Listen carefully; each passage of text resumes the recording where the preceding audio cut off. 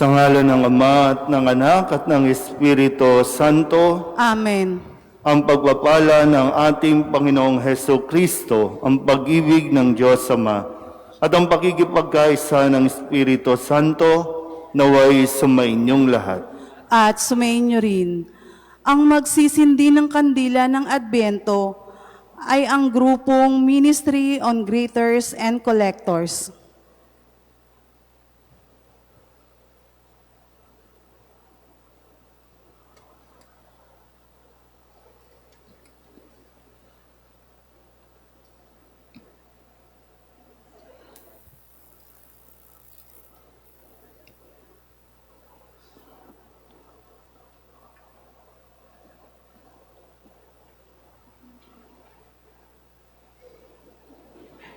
Dakilang Ama, sa pagtatapos ng panahon ng Adbyento, sinisindihan namin itong kandila sa pag-asa, kapayapaan, kagalakan at pag-ibig. Pagkalooban mo kami ng lakas ng loob na maibahagi ang iyong pagmamahal sa buhay at sa sangnilikha, pagmamahal sa makasalanan at mga banal, at pagmamahal sa mahihirap na mga inapi.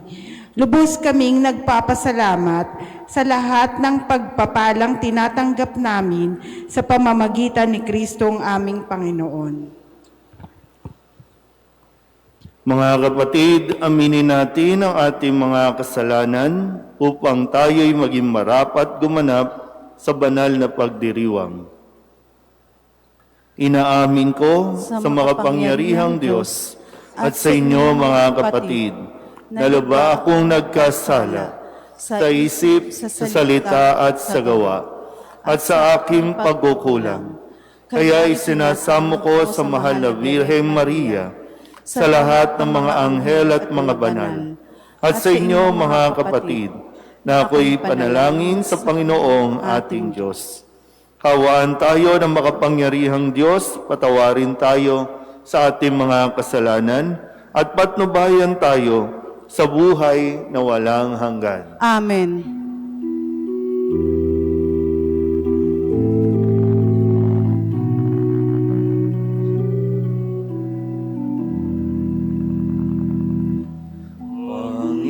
Panginoon, kawan mo kami, kawan mo kami.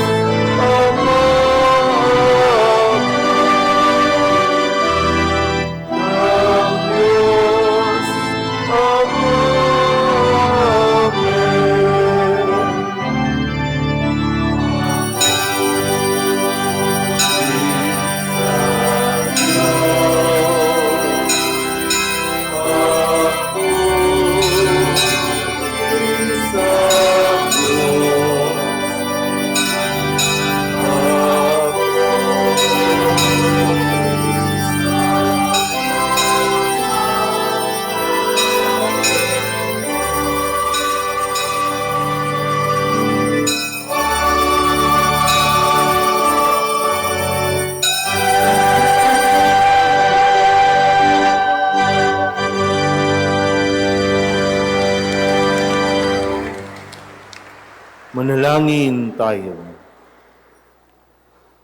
Ama naming makapangyarihan, ngayong malapit na ang Pasko ng pagsilang ng iyong anak, kaming mga lingkod mong hindi karapat-dapat ay tangkilikin nawa sa pag-ibig ng iyong salita na nagkatawang tao sa sinapupunan ng mahal na Birhen at nanahan sa aming piling, kasama mo at ng Espiritu Santo, magpasawalang hanggan. Amen. Ang pagdating ni Elias, ang tanda ng muling pag-uugnay ng Diyos at ng kanyang bayan. Ang pagbasang ito ang nagpapakahulugan ng kapanganakan ni Juan Bautista na pumarito sa espiritu ni Propeta Elias. Pagbasa mula sa aklat ni Propeta Malakiyas. Narito ang pahayag ng makapangyarihang Panginoon. Ipadadala ko ang aking sugo upang ihanda ang daraanan ko. At ang Panginoon na inyong hinahanap ay biglang darating sa kanyang templo. Darating ang pinakahihintay niyong sugo at ipahahayag ang aking tipan. Ngunit sino ang makatatagal pagdating ng araw na iyon? Sino ang makahaharap pag siya'y napakita na? Siya'y parang apoy na nagpapadalisay sa bakal at parang matapang na sabon. Darating siya para humatol at dadalisayin niya ang mga saserdote, tulad ng pagdalisay sa pilak at ginto. Sa gayon, magiging karapat-dapat silang maghandog sa Panginoon at ang mga handog na dadalhin ng mga taga-Huda at Jerusalem ay magiging kalugod-lugod sa Kanya tulad ng dati. Ngunit bago dumating ang nakahihindik na araw ng Panginoon, isusugo ko sa inyo si Propeta Elias. Muling magkakalapit ang loob ng mga ama't mga anak, kung hindi mapipilitan akong pumarian at wasakin ang inyong bayan. Ang salita ng Diyos. Salamat sa Diyos.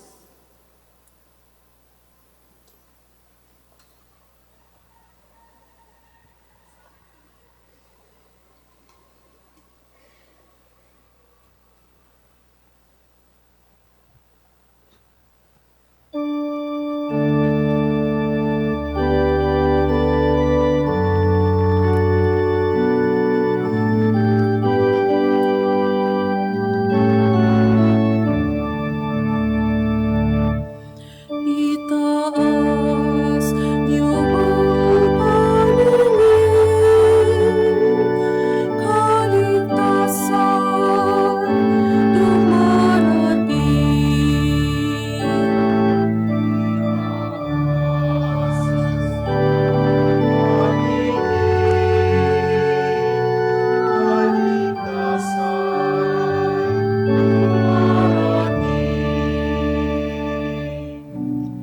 ang kalooban mo'y ituro mo, Diyos. Ituro mo sana sa pamong lingkod. Ayon sa matuwid, ako ay turuan. Ituro mo poon ang katotohanan.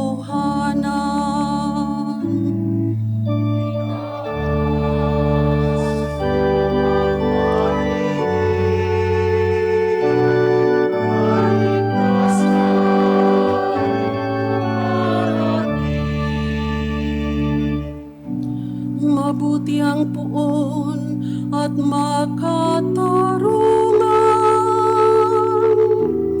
sa mga saliri, kuro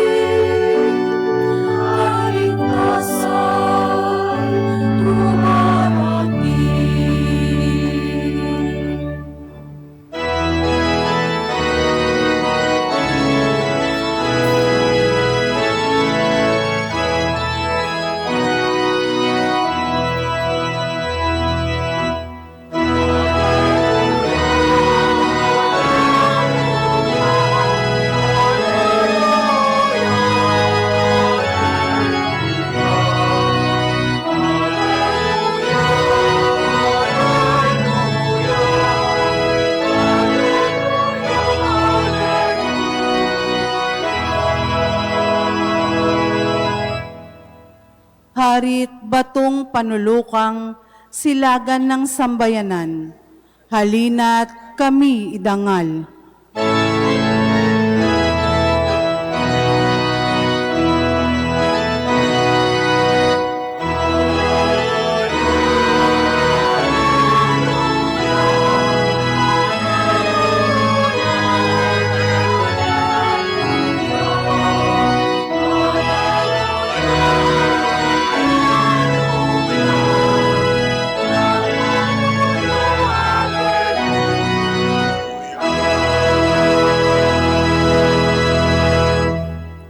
Sumainyo ang Panginoon. At sumaiyo rin. Ang mabuting balita ng Panginoon ayon kay San Lucas. Papuri sa iyo, Panginoon.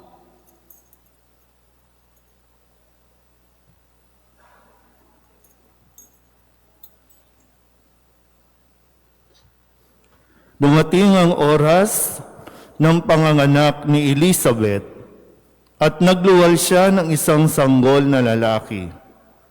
Nabalitaan ng kanyang mga kapitbahay at mga kamag-anak na siya'y pinagpala ng Panginoon at nakigalak sila sa kanya. Nang ikawalong araw, dumalo sila sa pagtutuli ng sanggol. Zacarias sana ang ipangangalan sa kanya, gaya ng kanyang ama. Ngunit sinabi ng kanyang ina, hindi, Juan ang ipapangalan sa kanya. Subalit wala isa man sa iyong mga kamag-anak ang may ganyang pangalan, wika nila. Kaya't hinudyatan nila ang kanyang ama at itinanong kung ano ang ibig niyang itawag sa sanggol. Humingi siya ng masusulatan at sumulat ng ganito, Juan ang kanyang pangalan. At namangha silang lahat. Pagdakay nakapagsalita siya at nagpuri sa Diyos. Natakot ang lahat ng kanilang kapitbahay, ano pat naging usap-usapan sa buong kaburulan ng Judea ang mga bagay na ito. Pinakaisip-isip ito ng lahat ng nakaalam at ang kanilang tanong, magiging ano nga kaya ang batang ito? Sapagkat maliwanag na sumasa kanya ang Panginoon. Ang mabuting balita ng Panginoon. Pinupuri ka namin, Panginoong Hesukristo. Isang magandang umaga po sa inyong lahat. Palapakan natin ang Panginoon. Konting update lang po, medyo mas improving naman no, yung aking mukha sa 4 na araw na pagti-therapy. Bagamat mayroon pang konti no, na medyo tumatabingi pa yung aking labi, pero sana po malinaw, mas malinaw ngayon ang pagbigkas ko ng mga salita. So ngayon ay nasa ikawalong araw na tayo ng ating pong pagsisimbang gabi. Ikawalo, isang araw na lang. Sabihin nyo nga sa katabi ninyo, kapit. Baka ngayon ka pa malaglag, no? Baka bukas hindi mo matapos ang kwento at yung gabi, tandaan nyo po bukas ang umaga, magsisimba kayo para makumpleto natin yung 9 na araw at kinagabihan, babalik kayo para matunghayan natin yung pagsilang doon sa Belen. O baka makumpleto mo yung 9, wala ka naman sa araw ng kapanganakan. Parang lahat tayo, no? Lahat tayo ay, kumbaga katulad ni Maria, ipinaglihi natin, dinala natin sa ating sinapupunan, dinala natin sa ating pagkatao ang mga salita na ibinigay sa atin. Kaya magiging isang kagalakan na matapos natin ito doon sa Belen. O mga kabataan magsisimba ngayon o bukas ng umaga at sa gabi magsisimba tayo ulit at sama-sama nating ipagdiriwang ang Pasko ng pagsilang. Malinaw po? Sige. Matanong ko lang po, no? Sige nga. Ano po ang pangalan mo? Melona po. Melona. Bakit Melona? Hindi ko po alam. Hindi alam. Sige nga. Ito. Kuya, anak mo ba yan? Anong pangalan yan? Habibi. Camille. Habibi. Habibi. Oh, Habibi. Bakit po Habibi? Kasi hindi pa makasagot eh. Bunga ng pagmamahalan. Bunga ng pagmamahalan. Siya ba si Habibi? Ate, ano ang pangalan? Jamie po. Jamie. Bakit Jamie? Yung pangalan po kasi ng father ko is Jaime. Pangalan ng tatay mo ay Jaime, kaya nang pinanganak ka, Jamie. Okay. Ate. Uy. Ano ang pangalan? Okay lang ba tanungin pangalan? Robiana Kawili po. Robiana Kawili. Robiana Kawili apelido. Pero yung Robiana ang pangalan. Bakit Robiana? Hindi na alam. Nay, ano ang pangalan? Anastasia po. Anastasia, yung pangalan. Amor yung apelido? O Anastasia Amor? Abing. Abing. Bakit Anastasia? Birthday ko po Pasko. Birthday mo, Pasko, pero ang pangalan mo, Anastasia. Okay, ang lapit, no? Sa almanake po sa probinsya, ang una pong pangalan, Anastasia, kaya yun ang pinangalan. Okay, Anastasia, sa probinsya. Sige nga. Kayo po, ano pong pangalan? Wilma po. Wilma. Bakit Wilma? Sabi po ng nanay ko, gusto niya lang maiksi yung pangalan ko. 5 Sabi ng nanay mo, gusto niya maikli lang ang pangalan, 5 letters lang. Ate, ano ang pangalang ibinigay sa iyo? Quincel Santos po. Quincel Santos. Prinsesa? Quincel. Quincel. Bakit po Quincel? Alam mo ba yung kwento? Bakit Quincel? Hindi ko po alam. Hindi alam. Hindi nyo tinuro. Yan. Anong pangalan mo, kuya? Clark. Clark. Yan, kala ko paro tayong may bell palsy. Clark. Yan. Ay, ikaw ate, anong pangalan ate? Ha? Ayesa. Ayet. Ikaw, bakit, alam mo ba kung bakit Clark? Alam sa'yo? Bakit daw? Sige. Sino pa? Sino natin? Ate, anong pangalan mo? Francesca po. Francesca. Bakit daw Francesca? Hindi ko po. Hindi rin alam. Okay. Mga magulang, bakit hindi nyo na kinikwento ang background kung ano ang ipinangalan at bakit yan ang ipinangalan sa iyo o ipinangalan mo sa iyong anak? Dahil, ngayon nga, sa 8 araw na ito, ay pagbibinyag na kay San Juan Bautista. Matapos yung kahapon na pumunta si Maria kay Elizabeth para tulungan ito sa kanyang pagbubuntis at panganganak.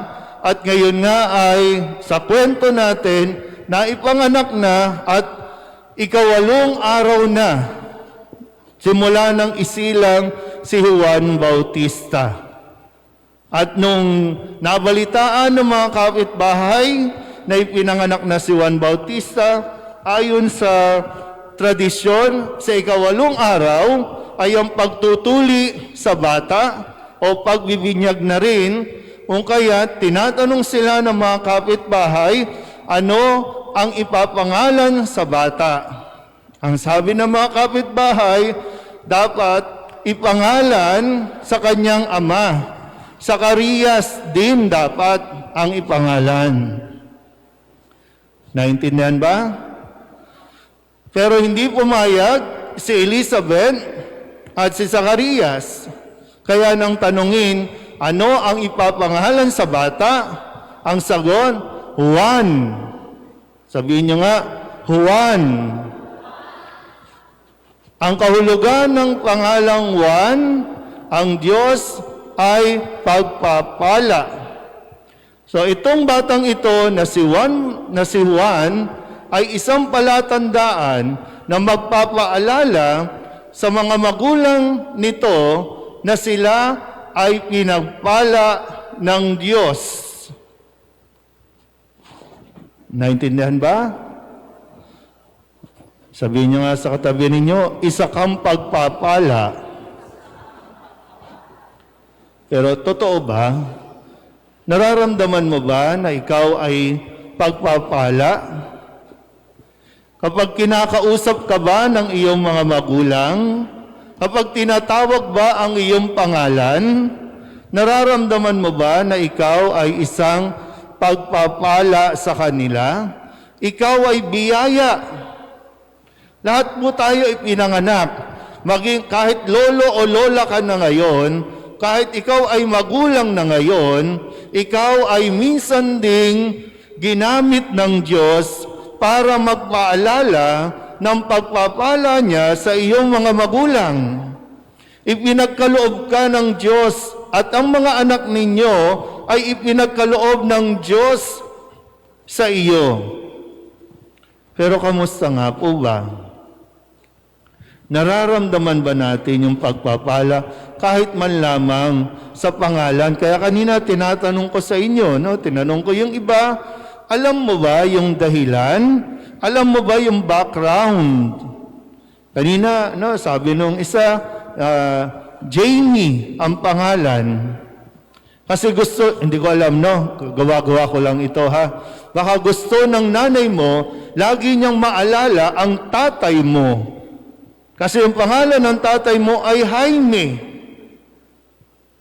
O, kaya, kapag galit ang nanay mo sa tatay mo, ang tawag din sa inyo ay Jaime. Sabi nung isa, yung si Clark, no? Nandun si Clark.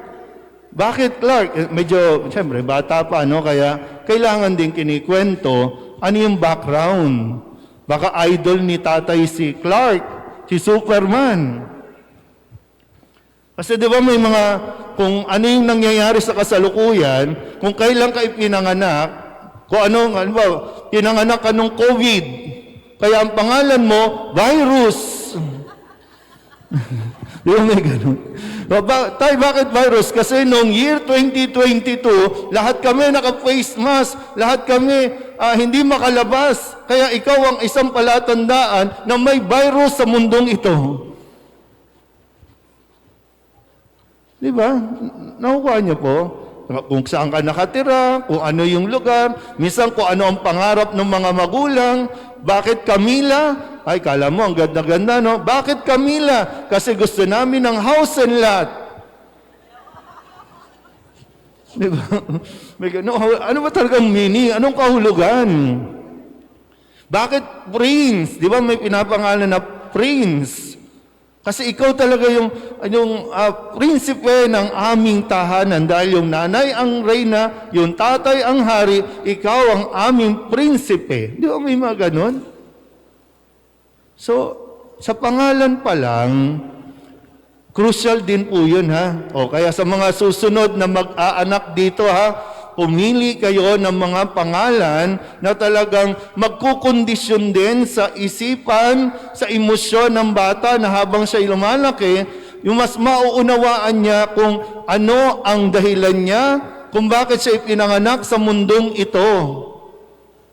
Kung babalikan natin yung ikalawang araw, di ba yung ang daming listahan ng pangalan, ang dami mong pagpipilian. At wala akong mababasa na po pwede mong piliin na ang pangalan mo ay Baluga. Meron ba ang pinangalan ng Baluga? May pinangalan ba ditong Negra? May pinangalanan ba ditong pag tinatawag, oy, Onyango, alika dito? Ano nyo, buti pa yung mga aso, tabi-tabi po, no? No offense. Buti pa yung mga aso, maganda yung pangalan. Shih Tzu. Di ba? Bakit yung mga bata, yung mga anak ninyo, hindi nyo mabigyan ng mas magandang pangalan? Minsan, may pangalan naman yan. Pero paano mo tatawagin? Hoy, gago, magluto ka na. Huh? Gago? Bakit gago? Kasi yung nanay niya, gala ng gala, yung tatay niya, gulo ng gulo, kaya gago. Diba? Sa loob ng bahay, hindi na maayos ang tawagan ng pangalan. Pag lumabas pa ng bahay yan, kukutyain pa, ibubuli pa yan ayon sa kanyang anyo. Buti na lang, malaki na ako nung magka-Bell palsy. Siguro kung ngayon, kung bata, nagka-Bell palsy, ang tawag sa akin, ngiwi. Diba? Yung kung anong kapintasan, kung anong kahinaan, yun itinatawag. Kaya tuloy, habang lumalaki, nakukondisyon ng isipan, eto ako, ganito ako, ayon sa pangalan, pues patutunayan ko na ganito ako. Kaya marami sa mga kabataan natin dito, no, lalo na pagdating dito sa lugar natin, dahil na kondisyon na ito ay pinanganak para makipagrambulan, para makipagsuntukan. Responsibilidad natin to.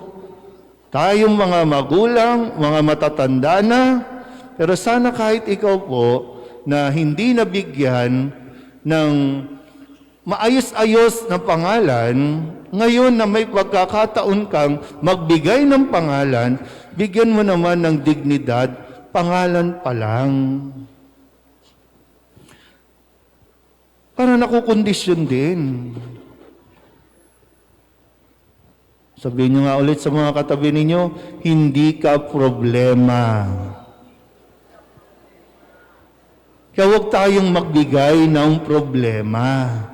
Kasi hindi tayo pinanganak para maging problema. Maaring tayo ay pinanganak para maging solusyon sa problema.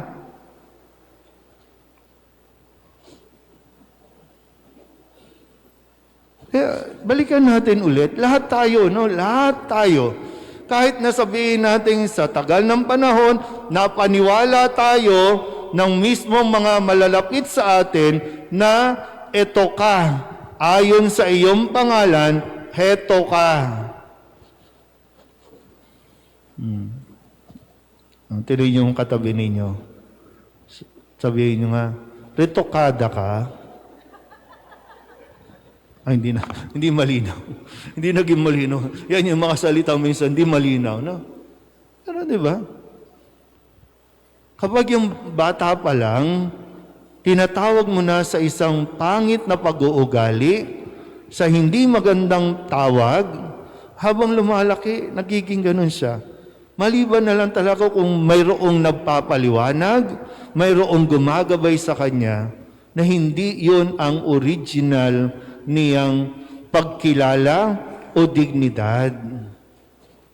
Pangalan pa lang. Dati po, no? Kasi ang pangalan ko, Douglas. No? Tinatanong ko, bakit Douglas ang pangalan ko? No? In 1975 ako pinanganak. Tapos siguro, nung naglanding si Douglas MacArthur, siguro na-inspire yung tatay ko na ipangalan ako doon kay Douglas MacArthur. Pero ulitin ko ha, mga magulang, responsibilidad ninyo at ipinagkaloob ang kapangyarihang ito sa inyo bilang mga magulang, na bigyan mo ng magandang pangalan ang iyong anak. Isang pangalan na po pwedeng magbigay sa kanila ng dangal, isang pangalan pwedeng magbigay sa kanila ng dignidad, at lalong-lalo na isang pangalan na laging magpapaalala na pag tinatawag mo yan, maaalala mo ang Diyos. Ang Diyos na naging tapat sa kanyang pangako, ang Diyos na laging nandyan na pinagpapala kayo. Amen?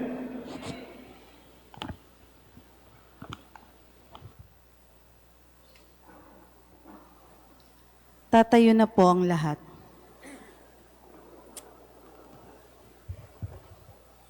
Pinangalan ng Juan, ang anak ni Zacarias, na nangangahulugang mapagpala ang Diyos. Manalangin tayo na may matibay na pananalig sa pagpapala ng Diyos. Ang ating itutugon, Panginoon, dinggin mo kami. Panginoon, dinggin mo kami.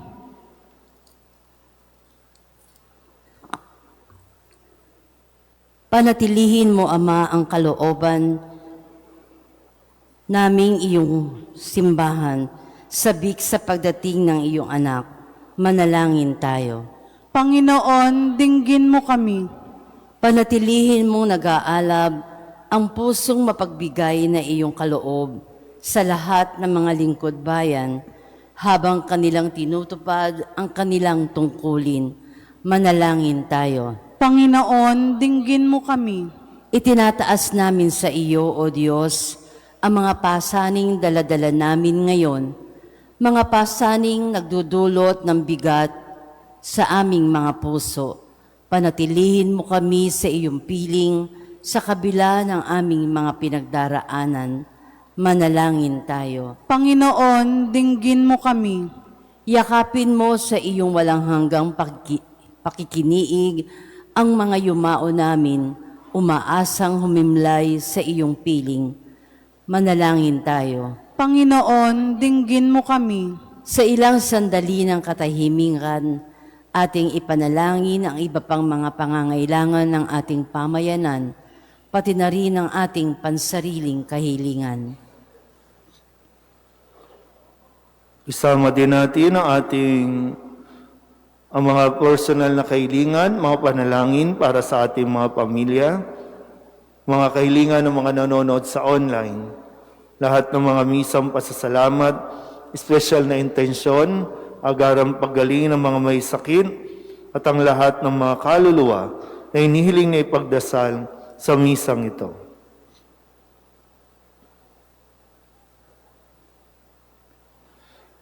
Ang lahat ng ito inihiling namin sa ngalan ni Kristong aming Panginoon. Amen.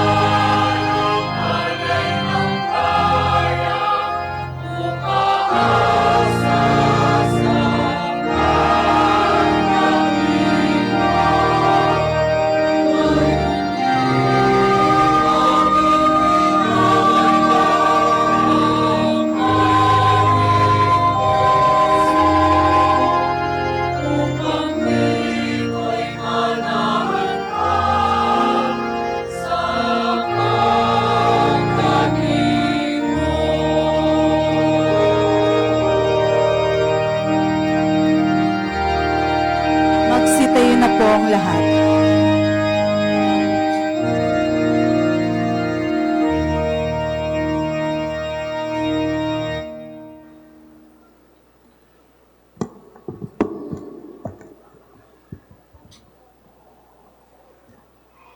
Manalangin kayo mga kapatid upang paghahain natin ang kalugdan ng Diyos Amang makapangyarihan. Tanggapin nawa ng Panginoon itong paghahain sa iyong mga kamay, sa kapurihan niya at karangalan sa ating kapakinabangan at sa buong sambayanan niyang banal. Ama naming lumikha, ang paghahain ito na nagdudulot sa amin ng ganap na pagsamba sa iyong kadakilaan ay maging lubos na ang pakikipagkasundo namin sa iyo upang maipagdiwang namin ng may dalisay na loob ang pinagbuhatan ng aming manunubos sa pamamagitan kasama ng Espiritu Santo magpasawalang hanggan. Amen. Sumainyo ang Panginoon. At sumaiyo rin. Itaas sa Diyos ang inyong puso at diwa. Itinaas na namin sa Panginoon. Pasalamatan natin ang Panginoong ating Diyos. Marapat na siya ay pasalamatan. Ama naming makapangyarihan, tunay ngang marapat na ikaw ay aming pasalamatan sa pamamagitan ni Jesucristo na aming Panginoon. Ang pagsusugo mo sa Kanya ay ipinahayag ng lahat ng mga propeta. Ang pagsilang niya ay pinananabikan ng mahal na Birheng Kanyang inang tunay sa kapangyarihan ng Espiritong Banal. Ang pagdating niya ay inilahad ni San Juan Bautista sa kanyang pagbibinyag. Ngayong pinaghahandaan namin ang maligayang araw ng kanyang pagsilang, kami nananabik at nananalangin lubos sa makaharap sa kanyang kadakilaan. Kaya kaysa ng mga anghel na nagsisiawit ng papuri sa iyo nang walang humpay sa kalangitan, kami nagbubunyi sa iyong kadakilaan.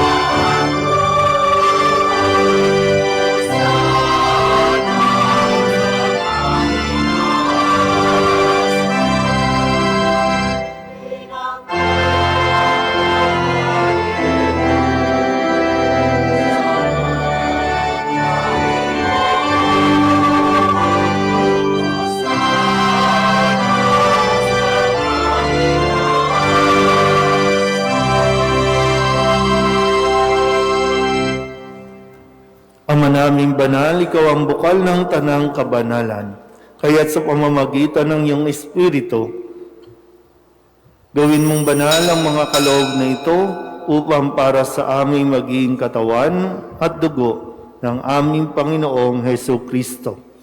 Bago niya pinagtiis ang kusang loob na maging handog, hinawakan niya ang tinapay, pinasalamatan kaniya, pinaghati-hati niya iyon, iniabot sa kanyang mga alagad at sinabi, "Tanggapin ninyong lahat ito at kanin, ito ang aking katawan na ihahandog para sa inyo."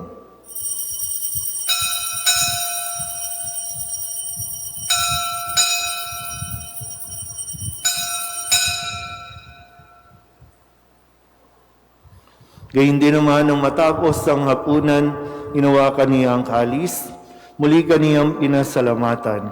Iniabot niya ang kalis sa kanyang mga alagad at sinabi, "Tanggapin ninyong lahat ito at inumin. Ito ang kalis ng aking dugo, ng bago at walang hanggang tipan. Ang aking dugo na ibubuhos para sa inyo at para sa lahat, sa pagpapatawad ng mga kasalanan. Gawin ninyo ito sa pag-alaala sa akin."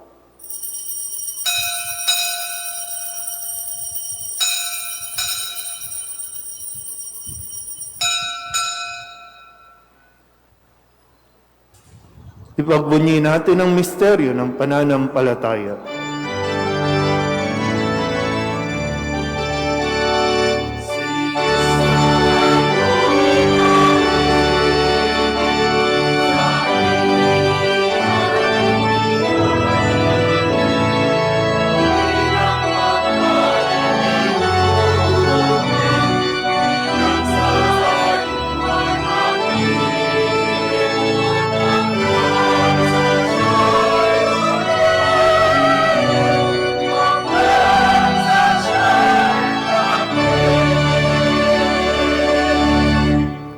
mga ginagawa namin ngayon ang pag-alaala sa pagkamatay at muling pagkabuhay ng iyong anak.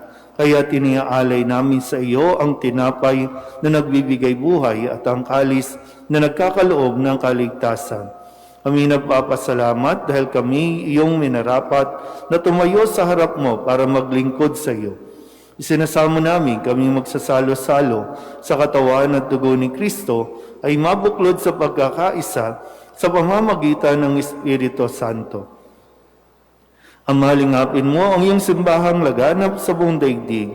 Puspusin mo kami sa pag-ibig kay San Francisco na aming Papa at ni Jose na aming Obispo at ng Tanang Kaparian.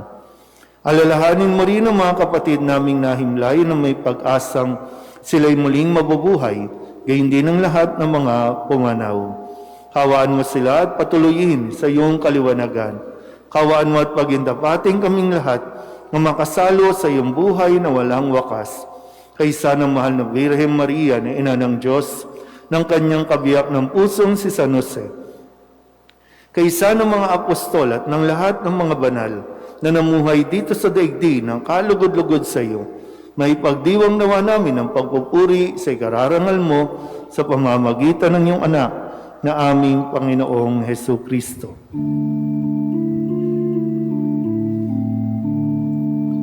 Sa pamamagitan ni Kristo, kasama niya at sa Kanya, ang lahat ng parangal at papuri ay sa iyo, Diyos Amang makapangyarihan, kasama ng Espiritu Santo, magpasawalang hanggan.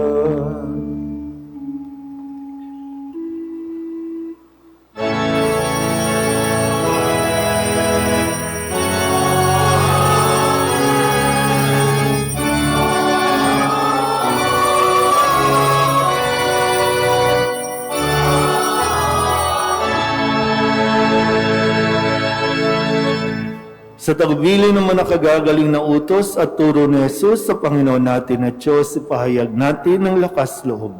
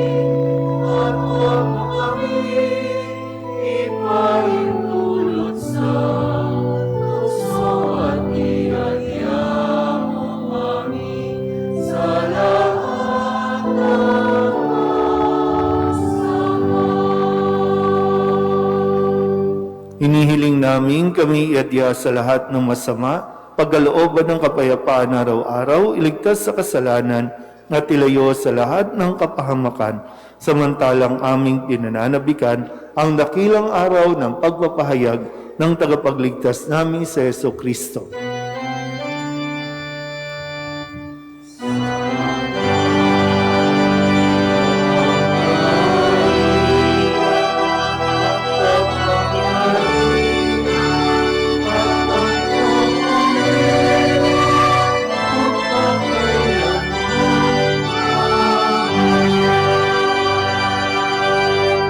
Panginoong Heso Kristo, sinabi mo sa iyong mga apostol, kapayapaan ang iniiwan ko sa inyo, ang aking kapayapaan ang binibigay ko sa inyo.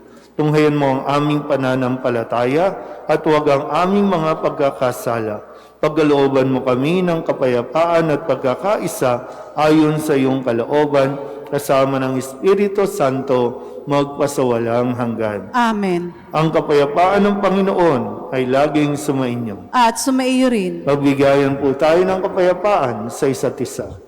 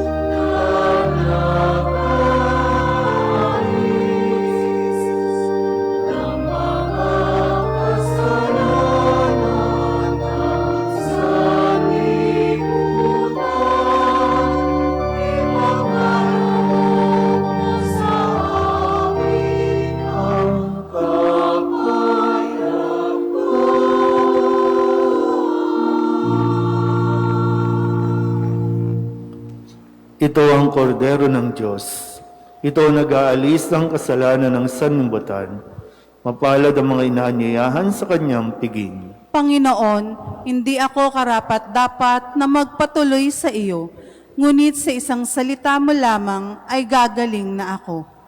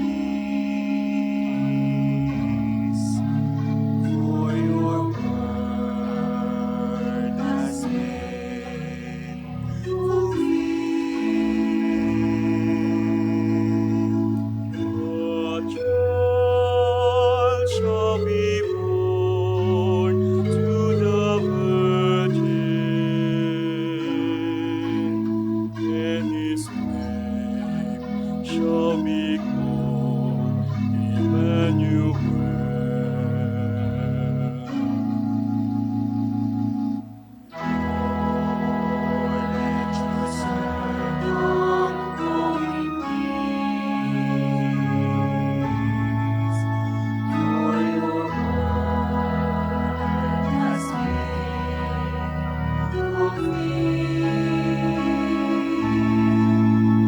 My own eyes have seen your salvation,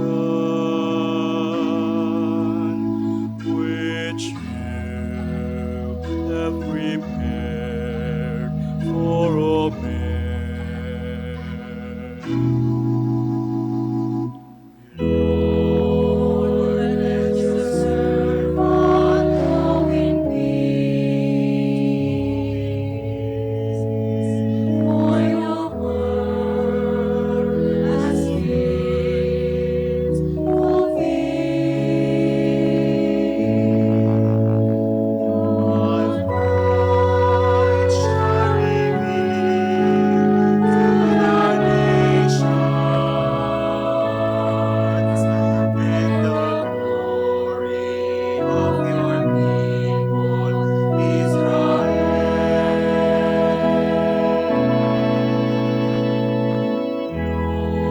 Lord, let your servant go in peace,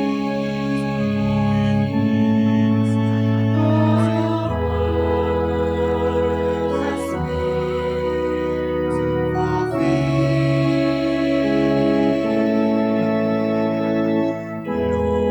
Lord, let your servant go in peace, for your word has been fulfilled.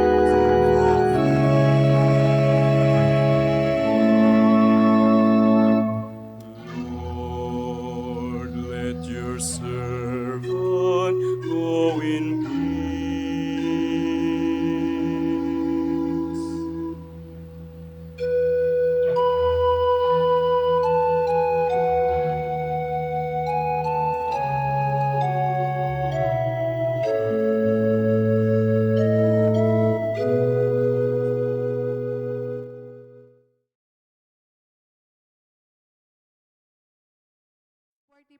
at 8 p.m. Maraming salamat. Manalangin tayo.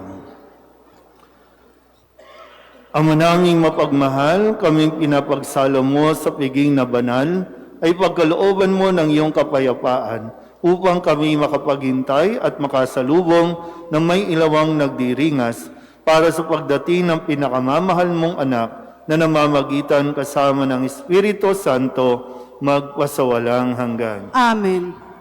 Muli, paalala, lalo na para sa mga kabataan, magsimba ng umaga at magsimba ng gabi bukas. So yung sa umaga ay sa simbang gabi pa para makumpleto ang 9 na araw at sa gabi ay ang ating pagsalubong sa pagdiriwang ng Pasko ng Pagsilang. Sa gabi, sa mga kabataan, medyo magsuot naman tayo ng something special. Okay ba yan? Paghandaan naman, nung Christmas party ninyo, medyo mga bongga ang mga kasuotan ninyo, ha? Mga hip-hop pa kayo, no? So, pwede nyo naman suotin yan pagdating ng pagsimba natin sa araw ng Kapaskuhan. Pero kung sa tingin mo, special na sa iyo yung sando, yung short, okay lang yan. Basta sa iyong sarili, ito na ang pinaka-special na susuotin ko para sa Pasko ng Pagsilang, hindi ka namin pagbabawalan, ha? Pero tingnan mo rin kung ano nga ba talaga yung mas special na pwede mong suotin. Sumainyo ang Panginoon At sumayo rin. at pagpalain kayo ng makapangyarihang Diyos, Ama at Anak at Espiritu Santo. Amen. Tapos sa ang banal na misa, humayo tayo sa kapayapaan ni Kristo. Salamat sa Diyos.